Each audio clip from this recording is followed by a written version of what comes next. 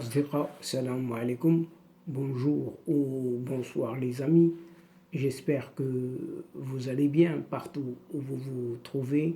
En tout cas, c'est ce que je vous souhaite et pour le meilleur de toutes les situations, bien sûr. Bienvenue sur votre chaîne Bled Maghribia qui attend bien évidemment vos encouragements qui nous font beaucoup de bien. Et merci pour vos commentaires, vos gentils commentaires, ainsi que pour vos précieux conseils. Mais abonnez-vous. Oui, on a besoin de vos abonnements pour rester très informé d'une part de votre côté et rapidement.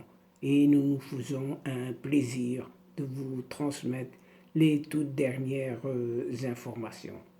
Pour ma part, je suis ravi et heureux de vous retrouver une nouvelle fois. Mesdames et messieurs, chers amis, cette séquence vidéo revient et se penche sur un certain Sahara oriental marocain dont il vous est proposé une série d'épisodes dont voici le troisième de ce feuilleton qui s'intitule Comment l'Algérie a transmué la population des anciennes provinces du Sahara oriental marocain avec une certaine souveraineté par la démographie. Et nous essaierons d'y répondre à notre niveau à travers une certaine politique menée méthodiquement depuis 60 ans maintenant. Cette Algérie a tout à fait pour couper les liens d'allégeance de Tindouf au Sahara oriental marocain et tous les autres, bien évidemment, avec le Maroc, ce Maroc ancestral, État-nation, qui avait tout sous son autorité, justement, ce Sahara oriental. Mais sur le chemin qu'il suit depuis le Jbel Timjinatin, dans le haut Atlas marocain, tout au long du désert de la Saoura, l'Oued Guir se trouve à un moment au niveau de Abadla. Abadla, situé dans l'actuelle wilaya algérienne de Béchar, à la frontière avec le Maroc. Cette commune n'est certainement la plus emblématique d'Algérie. Selon le dernier recensement général de la population de l'habitat en date d'avril 2008, elle comptait à peine 14 000 habitants. Ce Béchar, pour les démographes travaillant sur cette voisine Algérie, elle fait cependant figure de cas d'école connu. Constituée officiellement en juillet 1963 seulement, elle illustre en effet toute l'approche de cette junte militaire en place pour remettre à plat les dynamiques démographiques qui animent le bassin des anciens départements français du Sahara oriental, marocain, faut pas le cesser de le répéter, octroyé par la France au moment de l'indépendance de cette Algérie. Pourtant, terre ancestrale des Douiménia, tribus arabes, que l'on retrouve également dans la région de Tafilelt, dans le sud-est du Maroc. Abdallah a vu sa population faire l'objet d'une politique de sédentarisation méthodique après avoir des siècles durant mené une existence essentiellement pastorale et nomade. Objectif, briser les liens tribaux et les remplacer par une soumission au seul nouvel État. Visé par là, cette Algérie bien sûr, et les revendications du voisin marocain, auxquelles les tribus en question étaient demeurées fidèles pourtant, ont bien évidemment été de mise.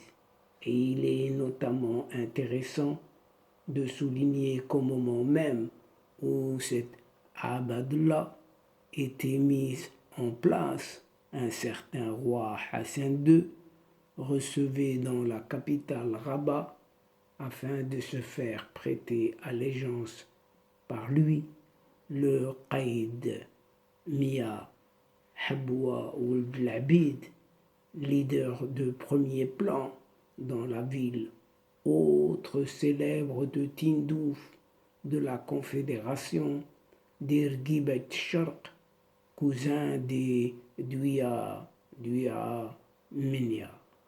C'est que n'ayant jamais dépassé le massif des Aurès, et ce même pendant la majeure partie de l'administration par la France, puisque les territoires dits du Sud ont longtemps relevé plutôt directement de l'armée, le territoire algérien se retrouvait de fait artificiellement plongé à des régions où la légitimité lui manquait cruellement. D'ailleurs, l'anecdote est connue. Au moment où, le 1er juillet 1962, l'Algérie tient son référendum pour l'indépendance, ils sont nombreux les habitants de Tindouf au Sahara oriental, notamment, à inscrire sur leur bulletin de vote « Oui à l'indépendance, mais nous sommes Marocains ». Vous avez bien entendu. Oui à l'indépendance, mais nous sommes Marocains. Pire encore pour le régime algérien. Des drapeaux marocains sont partout hissés et il faudra que l'armée nationale populaire, cette ANP, menée par le futur chef de l'État, un certain Houari Boumediene, alias Mohamed Ben Brahim Boukhrouba, déploie ses éléments pour mater les récalcitrants. Ces éléments pousseront même par ailleurs jusqu'à vouloir faire la conquête de territoires situés au-delà de la frontière décidée par la France, ce qui provoquera la fameuse guerre des sables de 1963-1964.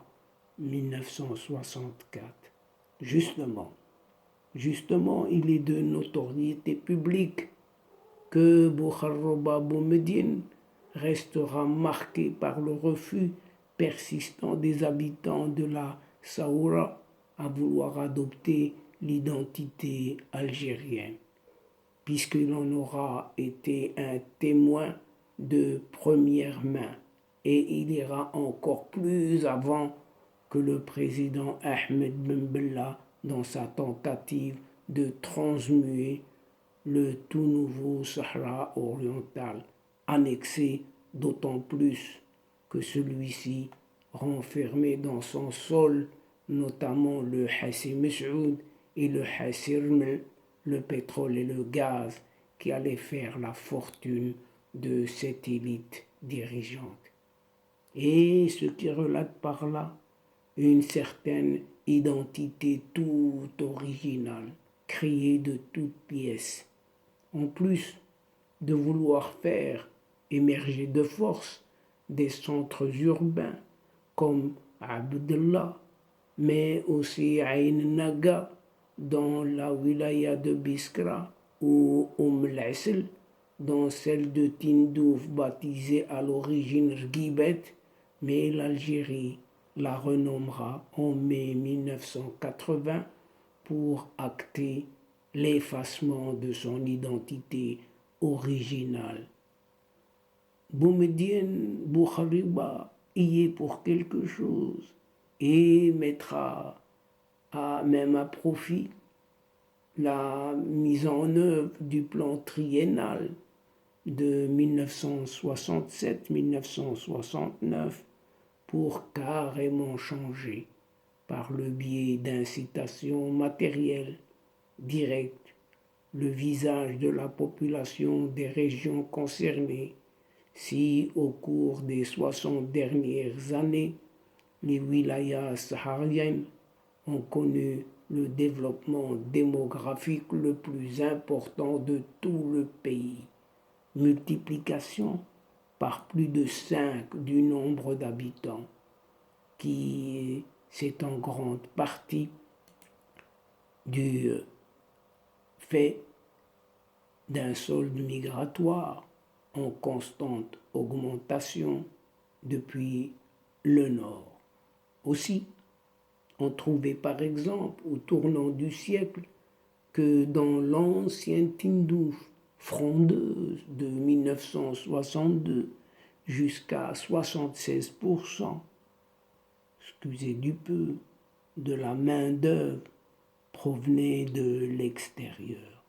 Au passage, on fera aussi remarquer que la première communauté non saharienne était, je vous le donne dans le mille, des Kabyles, rien que des Kabyles, environ 15%, selon les chiffres de l'Office national des statistiques, l'ONS algérien, dans ce qui semble avoir été une volonté d'en profiter à travers l'attrait de l'industrie des hydrocarbures, de vider tout simplement cette Kabylie et ainsi éviter de voir se répéter des événements tels le printemps berbère d'avril 1980, au cours duquel la population du territoire avait voulu exprimer sa singularité culturelle.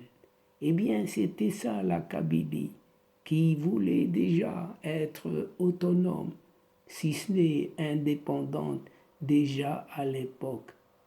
Si donc au final, le plan de Boukhariba Boumediene, formellement poursuivi par les présidents algériens successifs, et ce, jusqu'à cette date d'aujourd'hui, en ce moment, a effectivement permis d'opérer un basculement démographique significatif.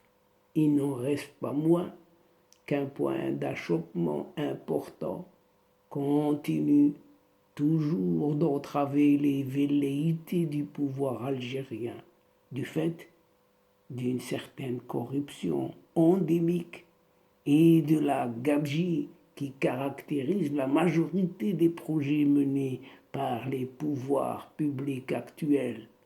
La pauvreté et l'exclusion restent le lot d'une portion non négligeable des jeunes Algériens et Algériennes. Rien qu'à l'exemple de Ouargla, qui constitue ironiquement la capitale du pétrole algérien, les mouvements des chômeurs sont constants depuis la moitié des années 2000. Malheureusement, le sort qui leur est réservé pousse pas mal de ces jeunes dans les bras des organisations djihadistes qui pilulent dans le corridor saharo-sahélien, à l'instar du groupe de soutien à l'islam et aux musulmans dont beaucoup d'observateurs pensent qu'ils seraient en fait directement contrôlés par la sécurité militaire algérienne avec son leader Ayed Agrali, et en tout cas né de mère algérienne lui. Pour les spécialistes, une comparaison serait éventuellement peut-être intéressante avec la situation dans les régions sahariennes actuellement sous souveraineté du Maroc, à savoir l'Oued Noum, la Saqiya al-Hamra, l'Oued al-Dahab, où en dépit de la guerre d'attrition menée à son encontre, le royaume marocain a tout de même réussi à assurer un développement manifeste qui pourrait même amener à la constitution d'un nouveau hub continental. Et donc, chers amis, mesdames et messieurs de la chaîne, c'est ici, sur cet immense territoire chippé, volé, confisqué par cette France en faveur d'une certaine Algérie française de l'époque et cédée aujourd'hui à une certaine junte au pouvoir en Algérie, que prend fin cette séquence en prenant congé de vous, tout en espérant vous retrouver avec plaisir et surtout avec des jours meilleurs. Merci pour votre fidélité, mais n'oubliez pas de nous aider mutuellement et de soutenir votre chaîne en vous y abonnant tout simplement. Aussi, partagez au grand maximum vos séquences vidéo et pour cela, il suffit juste d'un petit clic et d'envoyer cela auprès de vos proches, vos connaissances, là où vous êtes tout simplement. Pour moi, il ne me reste plus qu'à vous dire au revoir les amis. L'asdiqa, salam alaikum wa rahmatullah wa barakatuh. À la prochaine fois et à bientôt. إلى اللقاء في حصة أخرى إن شاء الله. مع السلامة.